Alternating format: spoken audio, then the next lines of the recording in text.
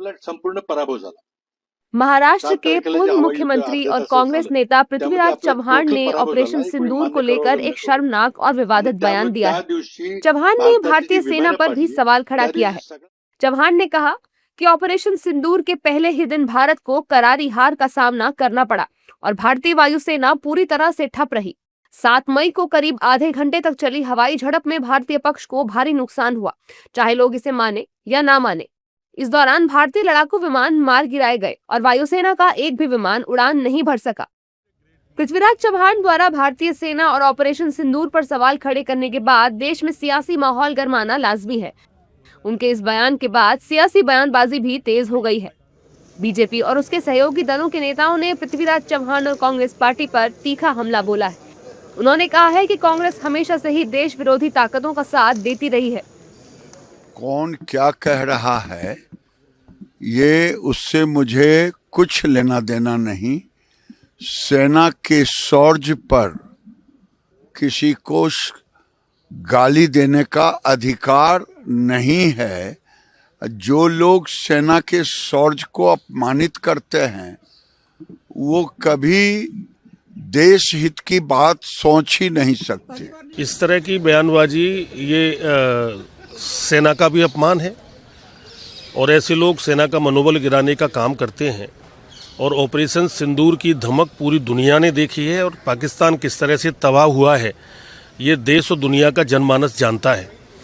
तो इनको सद्बुद्धि दे कांग्रेसियों को ईश्वर। चुनाव हार के कांग्रेस के नेताओं का दिमाग भी जो है वो विचलित हो गया है और जिस ऑपरेशन सिंदूर के ऊपर में पूरा देश गर्व कर रहा है, पूरी सेना गर्व कर रही है, उसको लेकर इस प्रकार की प्रतिक्रिया देना पूरे देश का अपमान है, भारत की सेना का अपमान है, उसका मनोबल तोड़ने का काम है और इस प्रकार की बातों को अब हिंदुस्तान की जनता कभी भी बर्दाश्त नहीं करेगी। पृथ्वीराज चव्हाण कांग्रेस के नेता हैं, उन पर कार्रवाई होनी चाहिए।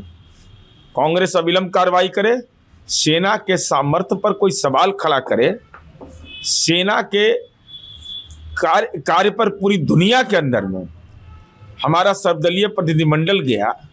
ऑपरेशन सिंदूर हमने चंद मिनटों के अंदर उस कार्य को संपादित कर करके देश की सेना ने मिसाल कायम किया और इस ढंग का मंतव्य कोई कांग्रेस का बयान नेता दे रहा हो तो मल्लिकार्जुन खड़गे साहब डरिए नहीं, सेना के सामर्थ्य सम्मान करिए और अपना कलम चला करके पार्टी से उन पर कार्रवाई सुनिश्चित करिए। वहीं दूसरी ओर कांग्रेस नेताओं ने चव्हाण के बयान को दरकिनार करते हुए पार्टी का बचाव किया है और भारतीय सेना पर कोई सवाल ना खड़ा करने की बात कही है। उन्होंने कहा है कि भारतीय सेना की वीरता और पराक्रम पर हमें कोई संदेह नहीं है। देखिए, वो भारत सरकार के केंद्रीय मंत्री रहे हैं, मुख्यमंत्री रहे हैं महाराष्ट्र के। मैंने उनका कोई बयान नहीं सुना है और जब तक उनका बयान सुन न लूँ मैं उस पर प्रतिक्रिया नहीं दूंगा। मैं इतना कहूँगा, भारत की सेना विश्व विजयी सेना है, सशक्त सेना है और उसने इंदिरा गांधी के नेतृत्व में राजनीतिक नेतृत्व पर निर्भर करता है। इंदिरा जी का राजनीतिक नेतृत्व था और उसने दुनिया का जोग्राफिया बदल के 14 दिन के अंदर बांग्लादेश बना दिया था। मैं समझता हूँ कि सेना की क्षमता, सेना के शौर्य, सेना के पराक्रम पे हमें गर्व है और ये आज की बात नहीं, केवल ऑपरेशन सिंदूर की बात नहीं कि पूर्व में भी जिस प्रकार विपरीत परिस्थिति में हमारे धैर्य, संयम और पराक्रम हमारी सेना दिखा है, हम पूरे देशवासी गौरवान्वित है।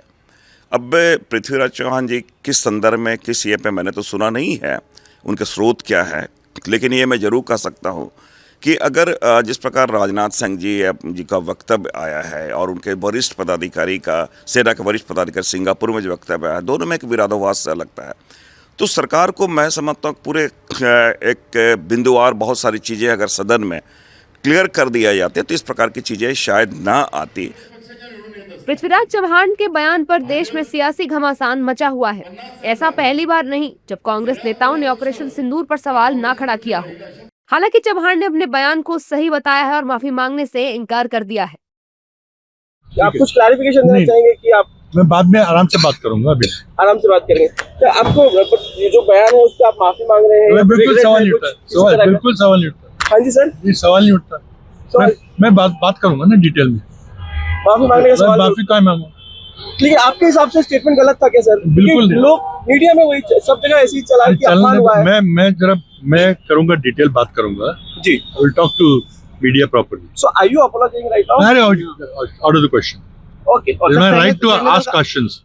चव्हाण के बयान को लेकर बीजेपी ने कांग्रेस पर भारतीय सेना का मनोबल गिराने का आरोप लगाया है। बता दें कि 22 अप्रैल को पहलगाम में हुए आतंकी हमले में 26 लोगों की मौत के बाद भारत ने 7 मई को ऑपरेशन सिंदूर लॉन्च किया था। इस अभियान में पाकिस्तान और पाक अधिकृत कश्मीर में जैश ए मोहम्मद और लश्कर-ए-तैयबा जैसे आतंकी संगठनों के ठिकानों को निशाना बनाया गया था और 100 से अधिक आतंकियों को ढेर कर दिया गया था।